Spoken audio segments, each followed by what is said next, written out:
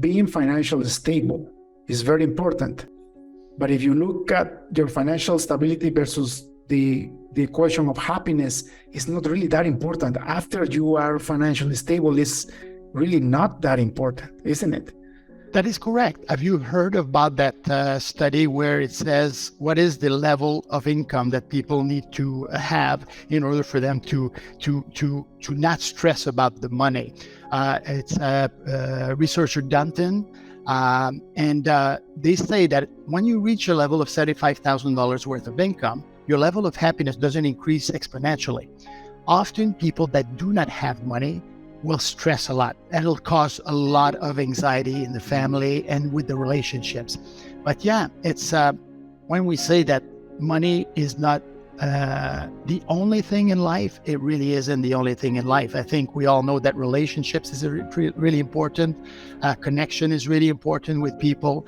But yeah, the finance portion of it is one element that if you have enough, you should be fine moving forward. Looking at things the wrong way will diminish your level of happiness, isn't it? Absolutely. Totally agree with that. Because often what's going to happen, and why I was asking you the question, is that people will often say in that top end, oh no, that's not, there's so much more to grow. As long as you enjoy the process of growing and there's no social comparison. There's studies that shows that if you compare yourself to others, you might not be as happy moving forward. I don't think there's any social comparison. I mean, it's great. He's in the top half of 1% of the world's wealthiest people. Congratulations to you. As long as he's got a passion for what he does, as long as he's generous and kind towards others, and he makes those great connections, that he's got great relationship with his family and friends. I think if you have that, you're already ahead. And yeah, finance at that time is no issues. And one of the things you've probably heard about some of the richest men in the world that wants to give almost all of their fortune back to philanthropies. I think it's the greatest thing. We're on earth to grow. We're on earth to make money. That's okay. But if we're have the opportunity to take that money and spread it around the world to make the world a better place in places that really needs it, why not do it? Another thing that I noticed too in my own life is that when I always set myself goals, because like you said, you have to keep growing, right? Your future has to be better than your present. I agree with that. However, when I focus so much on my next goal that I forget what I already have, I stop losing my happiness. Right? And it reminds me of a Bible verse that says, godliness with contentment is of great gain. And the word contentment is beautiful. It doesn't mean don't achieve the next goal. What it means is be happy with what you have right now and enjoy the moment. And then achieve the next goal if you want. Yeah, absolutely. I mentioned earlier, and I totally agree with you, David. When we say, I said earlier, I said, enjoy the progress. But at the same time, it's like you can't live in the past. The past is the past. It's fun to look back at the past and say, wow, I've grown this much. But stay humble without that growth, because obviously, and looking forward, it's nice to look forward as well. We have all those elements, and as entrepreneurs, it's not complicated sometimes to be in the present moment because you've got issues moving forward. You need to get results because you need that. You've hired these people. Just happened to me because a couple of people joined the team, and it's like, now it's like we need to increase the revenues. No, just being in the present moment makes you be what you are and not necessarily who you are. Study shows that we have between 70 to 90,000 thoughts in a day.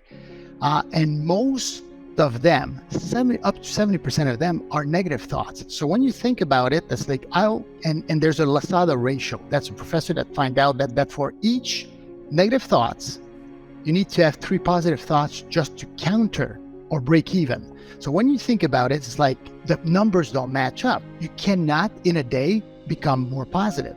However, there is one thing that people can do right now.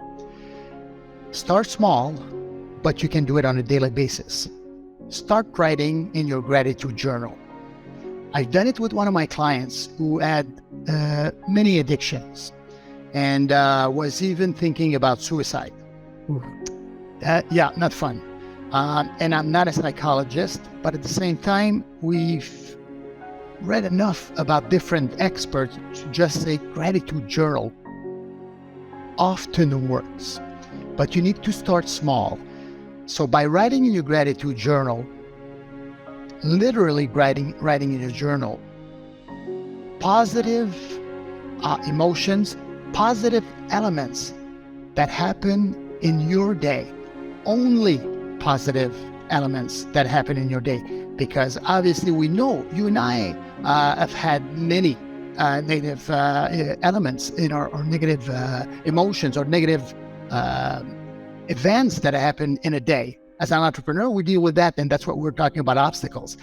But by writing in your gratitude journal every single day, your focus goes into what has been positive in my day.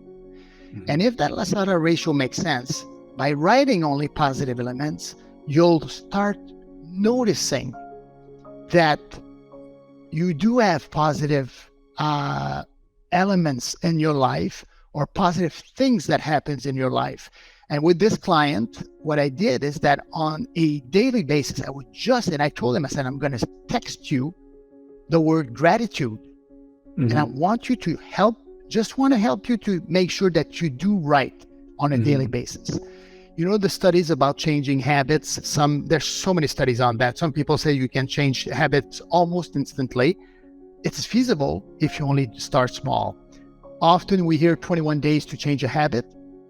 It's funny because if you've read the book Atomic Habits, study shows that it can change between 21, but to create a new habit is often 66 days. Yeah. But I told him, I said, we're going to try it for 30 days. And today, when I talk to him, he still writes about gratitude. Beautiful. So the person needs to do the work. You know, we can only, you and me, be there as a friend or as an accountability partner. That's what I tell people all the time.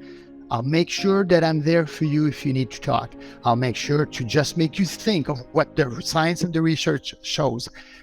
But I think by writing positive elements in your journal, it's a great step to move towards positivity versus negativity.